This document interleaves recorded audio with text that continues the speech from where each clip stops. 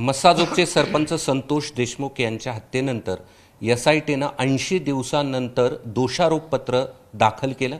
हेच दोषारोपपत्र ABP माझाच्या हाती लागलेलं आहे आणि यामध्ये स्पष्ट म्हणण्यात आलंय की या सगळ्या हत्येमागे वाल्मिक कराड हाच खरा मास्टरमाइंड आहे।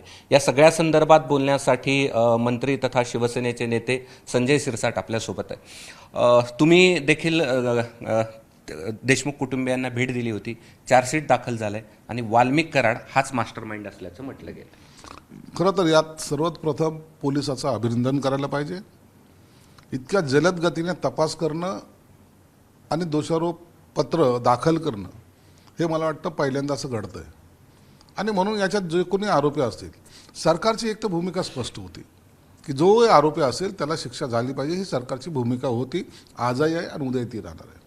म्हणून दोषारोपामध्ये वाल्मिक कराड असेल किंवा त्याचे इतर साथीदार असेल यांच्यावर ते दोष दाखवण्यात आलेला आहे। निश्चितच याची सुनावणी होईल आणि मला वाटतं योग्य तो निर्णय सुद्धा लागेल। मुख्य आरोपी म्हणून वाल्मिक कराडचंच नाव यामध्ये दिलंय आणि 2 नंबरला विष्णू चाटे, म्हणजे हे सगळं प्रकरण यांच्या भोवती फिरतंय असं नाही, दोषारोपामध्ये सांगितलं तसंच आहे ना की मास्टर माइंड आहे तर तो वाल्मिक कराड आहे। मग त्या पद्धतीने जर त्यांनी तपास केला असेल, ते दाखल केला असेल तर 1 नंबरचा आरोपी हा वाल्मिक कराडच होऊ शकतो।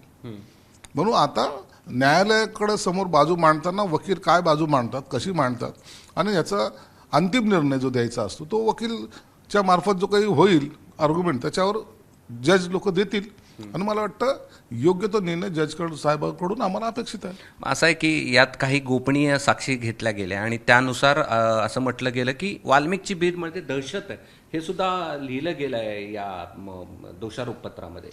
निश्चित काही ठिकाणी त्यांना तसं दर्शवलेलं आहे, दाखवलेलं आहे, काही व्हिडिओज त्यांच्या हाती लागलेले आहेत आणि त्यांची दहशत आहे हे जेव्हा पोलीस त्यांच्या आरोपपत्रात लिहित आहेत मग त्यामागची कारणं सुद्धा त्यांनी शोधली असावीत, काही लोकांचे जबाब घेतले असावेत। म्हणून आता आपण घाईघाईत काहीतरी स्टेटमेंट करणं यापेक्षा आता न्यायालयाच्या निकालाची प्रतीक्षा करणं आपल्या हातात आहे। नाही, पण वाल्मिकनीच या सगळ्या संदर्भात हत्येची मीटिंग घेतली, कट रचला, या सगळ्या गोष्टी आता समोर आल्या आहेत। आता हे सर्व आता त्यांच्या समोर जे आले पोलिसांच्या ते न्यायालयात सादर झालेलं आहे। आता यावर फैसला न्यायालयाचाच होईल आणि जो होईल तो सर्वांना मान्य करावा लागेल। म्हणून आता पुन्हा एकदा सांगतो की घाईघाईमध्ये कुणाला डायरेक्ट आरोपी करणं किंवा कुणावर निकालच्या बाबतीमध्ये बोलणं मला वाटतं हे उचित नाही। खंडणीमुळेच खून झाला असं देखील या सगळ्यामध्ये म्हटलंय। खुनाचं कारण तर खंडणीच आहे। संतोष देशमुखाचे कुणाशी दुश्मनी नव्हतीच, तो सरपंच होता, लोकप्रिय सरपंच होता, म्हणून त्याचे कुणाशी दुश्मनी असण्याचं काही कारण पण नव्हतं। खंडणीमुळे झाला हे 100% सत्य आहे। आता याच्यामध्ये वाल्मिक कराड असेल, आणखीन बाकी इतर लोक असतील, या सगळ्यांना जे काही आरोपी केलेले आहेत त्यांच्याबद्दल काय शिक्षा कोर्ट देते हे आता पाहावं लागेल। यातला आणखीन एक राजकीय मुद्दा असा आहे की स्वतः धनंजय मुंडेच असं म्हणतात की वाल्मिक कराडची माझी मैत्री आहे आणि बीडमधली स्थिती अशी आहे की पालकमंत्री ज्यावेळेस असतील किंवा जेव्हा धनंजय मुंडे नसतील किंवा धनंजय मुंडेंच्या कार्यालयात वाल्मिक कराडच सगळं हे चालवत होता। मग यातनं सरकार म्हणून तुम्ही कसं पाहता? बघा, ते चालवत होता, तो त्यांचे मित्र आहे हे धनंजय मुंडेंनी नाकारलेलं नाही आणि धनंजय मुंडेंनी हेही स्पष्ट केलं की जो आरोपी असेल त्याला फाशी शिक्षा दिली पाहिजे, ही त्यांची सुद्धा मागणी आहे।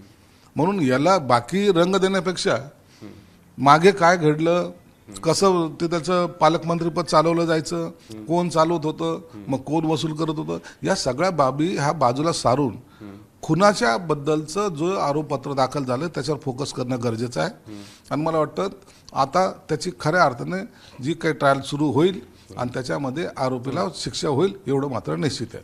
फर्स्ट ट्रॅकमध्ये लवकर जलदगती न्यायालयात हे सगळं चालवलं जाणार आहे। जलदगती न्यायालयाचाच प्रकार आहे। लवकर किती निकाल अपेक्षित? लवकर म्हणजे मॅक्झिमम हा 3 महिन्यामध्ये निकाल येण्याची शक्यता नाकारता येत नाही।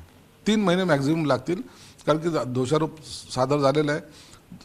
अपोजिट पार्टीचा से येणं, त्याच्यावर आर्ग्युमेंट होणं, त्याच्यावर पुन्हा आर्ग्युमेंट होणं, एकमेकाचे ते सर्व जे काही कायदेशीर पेच आहेत ते पूर्ण करायला हा लागणारा वेळ आणि त्याच्यानंतर न्यायालयाने द्यायचा निकाल, या सगळ्या प्रक्रियेला जवळपास 3 महिन्याचा कालावधी लागेल असा अंदाज आहे। ठीक आहे, धन्यवाद। हे होते संजय शिरसाट आणि दोषारोपपत्र जे दाखल करण्यात आले त्यातल्या माहितीवरची त्यांची ही प्रतिक्रिया होती।